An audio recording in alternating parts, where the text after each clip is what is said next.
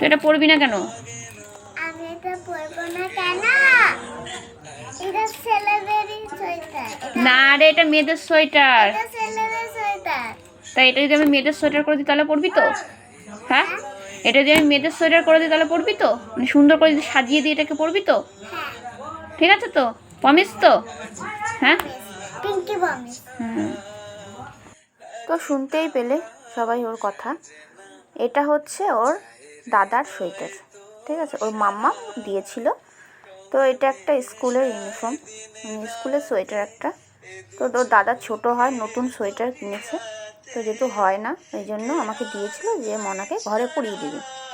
তো যখন দিয়েছিল তখন আমার মেয়েরও বড় হতো, যার জন্য আমি রেখেছিলাম তুলে।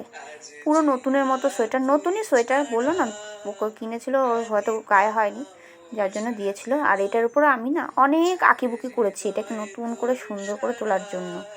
দেখতেই পাচ্ছ কত পিনের দেখো দাগ আছে, গোলাপ ফুল করার চেষ্টা করেছিলাম, অনেক কিছু করেছিলাম, কিন্তু না আমার না কোনো কিছুই ভালো লাগছিল না। তো অবশেষে মাথায় আসলো উল দিয়ে একটা ফুল বানানোর কথা। তো মেয়ে তো কিছুতেই পড়বে না, ওর কদিন যাবৎ এত মানে দিন দিন যত বড় হচ্ছে ওর মানে কী বলবো সাজার প্রতি প্রচণ্ড আকৃষ্ট হয়ে যাচ্ছে এখন থেকে। তো ও তো কিছুতেই সোয়েটারটা পরবে না, ওটা ছেলেদের সোয়েটার নাকি ওটা ছেলেদের।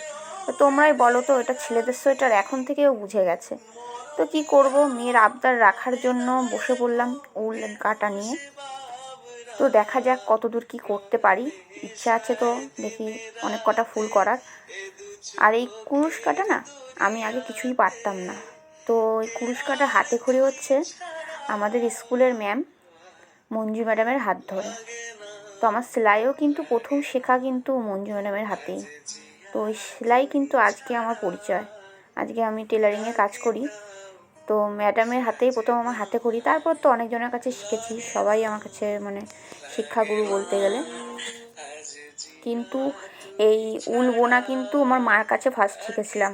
মা হয়তো কাটার কাজ জানতো না, কিন্তু আসন বোনা এগুলো কিন্তু আমার মা আমাকে শিখিয়েছিল।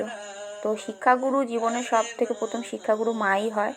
তো মার কাছ থেকেই শেখা, তারপর তো এখন নিজের আইডিয়াতে একটু একটু করি, দেখি চেষ্টা করি পারি নাকি, যতদূর পারি সেরকম মানে ঘর চালানোর মতো হয়ে যায় যতটা পারি। তো দেখো তোমাদের সাথে কথা বলতে বলতে কিন্তু আমার ফুলের ভিতরে পাপড়িটাও হয়ে গেছে, আর পাপড়িগুলো এখন করে নিচ্ছি। তো এরকম করে চারিধারে যতগুলো পাপড়ি হয় ততগুলো করে নেব। তো দেখো কথা বলতে বলতে পাপড়িগুলো হয়ে গেছে, আর এখানে দেখো আমি অনেকগুলো কিন্তু ফুল বানিয়ে নিয়েছি।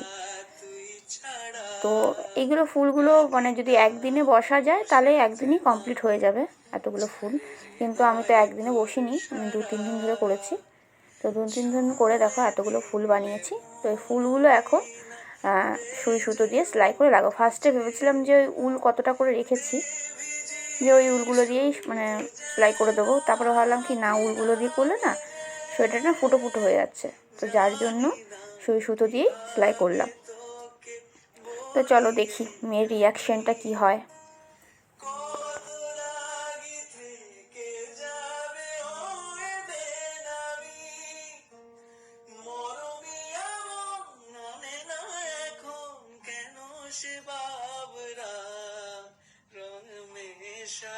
আচ্ছা তোমরা কি কেউ দেখতে পেলে যে স্কুলের নামটা কি?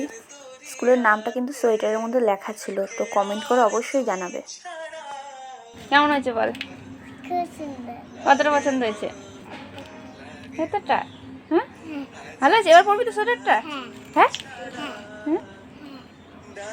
তুমি যে আমার গায়ে যে লাইটটা দিচ্ছ না, সেটা আমার এইখান দিয়ে এই যে গায়ে এই যে লাইটটা ম্যাচিং ম্যাচিং গুলো।